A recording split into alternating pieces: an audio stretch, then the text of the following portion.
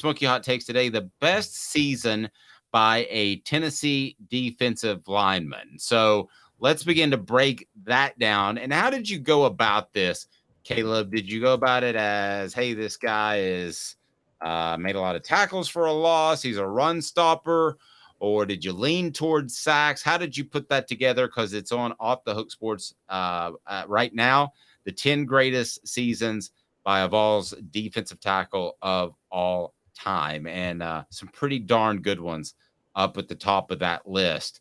But how did you judge them and the seasons that they had?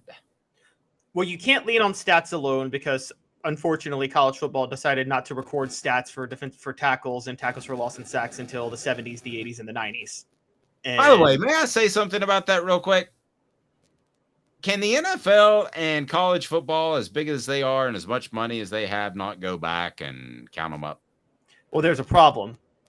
A lot of games weren't televised. There's some games with no film. You would at least agree that the NFL could, right? NFL probably could. NFL probably could. Anyway, that's kind of a pet peeve of mine. They don't because the numbers would have been higher. Because if you notice, baseball's doing that now. It wouldn't be Michael Strahan. Yes, baseball's doing that now. You notice they're trying to compile Negro League stats, but unfortunately there was not the same coverage of it, so they can't fully get the stats. They're close, but it's painstaking work. By the way, how entertaining is baseball now with the pitch clock? I don't want to get sidetracked, but it's just a different game. I'm really enjoying baseball for the first time in a while. It's great. And guess who's first in the AL East right now, Dave? I don't know. Malik Jackson is number 10 in 2011. He had to get through some Derek Dooley, but he managed that. Then Albert Haynesworth at number 9 in 2001. What I remember about Albert Haynesworth, other than trying to hit Will Offenhusel with a pole during practice, other than that, was going to South Carolina. And South Carolina was one of those schools that recruiting got really dirty. And I know a guy that his mom lost his job because he went to Tennessee instead of South Carolina. She worked for the government and she lost her job. Albert Haynesworth's family was given a really hard time. And after Tennessee won, it was a little dig route on 4th and 14, I believe, by Casey Clausen that set up the winning score at the end of the game. Albert Haynesworth had to be restrained from going into the student section and gave them all the one finger salute. So I've got a lot of good Albert Haynesworth memories. That's one of them that I can actually tell publicly. Dan Williams, very underrated player, a fellow Memphian in 2000. Yes, Dan Williams had 2 good years. And in 2008, you thought it was because Robert Ayers was lining up next to him and helping him out. But no, he actually upped his play in 2009. He really thrived in Monty Kiffin's defense, Tampa 2, which also what helped too was Eric Berry playing up on the line that year. Remember, Eric Berry was almost more of a linebacker than he was a safety that year, even though he won the Thorpe Award. Yep, absolutely he was.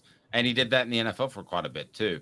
Darius McCord, 1954. That's a little before my time. I'm going to have to take your word for it. And then Darwin Walker in 1999. He may still hold several weight room records because they don't do it anymore. 1 rep maxes, we figured out, are absolutely stupid.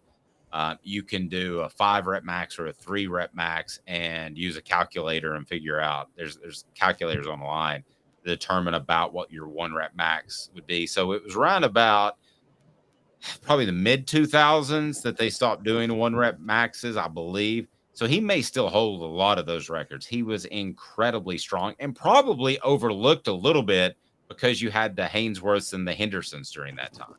Dave, you tell me. I really debated this one because I didn't know who to give it to because there were 2 guys that both could have had that 99 list, and I didn't know who deserved more credit, Darwin Walker, and I wanted to put Sean Ellis there. I went with Walker because I feel like a defensive tackle has more to do with the rush than the defensive end. I feel like the end benefits from the tackle more than the tackle from the end. But God, that's got to be the best defensive tackle defensive end combo Tennessee ever had, right? Darwin Walker, Sean Ellis. Yeah, got no issues with you saying that. Doug Atkins, 1952. He's the best defensive lineman that ever played for Tennessee, and I say that knowing who Reggie White is. He when you factor in who he was at his time, he was a phenom athlete like Victor Wembanyama. I mean, he was just a different kind of athlete in 1952. I'm glad you picked Jesse Mahalona in 2004. You talk about a guy that absolutely was 110% on every play. If he thought he had more shoestring tackles, if that was a stat, more diving shoestring tackles than any player that I've ever seen in my life. Yeah, and Jesse Mahalona was that was at a time when people were starting to realize they prefer taller defensive linemen, and Mahalona was very undersized, but man, he used his leverage for being undersized probably better than any defensive tackle I had ever seen. And it made him, I still say, just purely as a run stopper, since I've been watching, the best run stopping defensive tackle I've ever seen at Tennessee. Then you had Steve DeLong at number 3, John Henderson at number 2 in 2000. He was pretty good.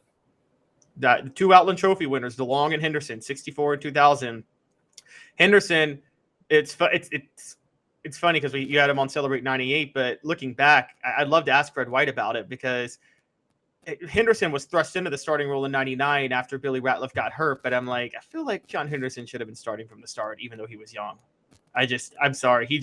That was a freak of nature, his talent. Do you remember when the slapping came out when he was with the Jaguars afterwards?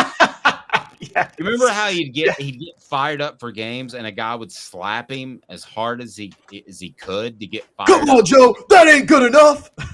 I mean, he was such a quiet guy. That was a stunning video to me. Absolutely. By the way, just got inducted to the Tennessee Sports Hall of Fame 2 Saturdays ago. Ron Slay introduced him. Oh, good deal. I was not aware of that. Is Ron in yet? I do not know if Ron is in yet. Well, he needs to be in. He needs to be. He does. And then, that was a week after we were at SEC Media Days. Funny enough. Okay, well, he needs to be in, no question about it. And then you got a guy named Reggie White, 1983. Yeah, in 1983, and what a special player. And I hate that his life ended way too early, but a special player. I met him only once in an airport, and he was in a hurry. It was a handshake, and that was it. But yeah, what a special individual, a really intelligent guy too, that was obsessed with learning more about religion, and he was, I think, Christian for the most part of his life, but really into studying Judaism at one point.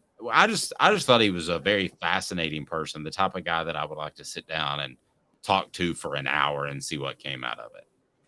Yes, and for people who question, because Reggie White played defensive end in the NFL, that's true, but he was a tackle in college, which actually makes the record he set for 15 sacks all the more insane. And I feel like what I've learned with defensive tackles, what you just told me about John Henderson being quiet, what we've learned about Albert Haynesworth, where you had to like trigger him to get angry, and what we learned about Reggie White is to be an effective defensive tackle and win those battles, there seems to be a really tough mental spot you have to put your head in. And I don't know where that spot is. You know what I mean? But you really have to have the right headspace to be able to win with the guy in front of you. It's almost like, Dave, you told me the fundamentals of playing the position. Well, I'm not saying you're this, but I hear like UFC fighters they feel at peace when they're fighting in the ring and they're taking those hits. Where somebody like me, I'm like, I don't want that type of pain. But it seems like that seems like I think everybody's different. You and I were having this conversation about people that there are players that smoke marijuana before practice or games. Some people like to be in that zone. Some people like to be in that physical zone. Haynesworth is a great example of a guy that wanted to go out there, and he acted like he was angry at every single person that had ever walked the face of the earth, period. And he was able to turn it on and off with Jeff Fisher. And I think Jeff Fisher was the perfect coach for him, except for the one incident against the Cowboys. But, I think we've seen Albert struggled to turn that off at times just in normal life as well. So, but Reggie, it was about being at a peaceful headspace on the line when he was like at peace when he was about to rush the passer. Yeah, that would be one of the first questions I ask him is what was your headspace like when you played in games? That I would be really interested in that answer for a guy that was so at peace off the field to wreak havoc on the field and be a guy. And it's still phenomenal to me. And I haven't seen anybody do this since, but that power move that he had where he would get up under a guy's arm and be able to throw practically a 300-pounder aside. That we're talking about an NFL offensive lineman. That to me was absolutely bizarre.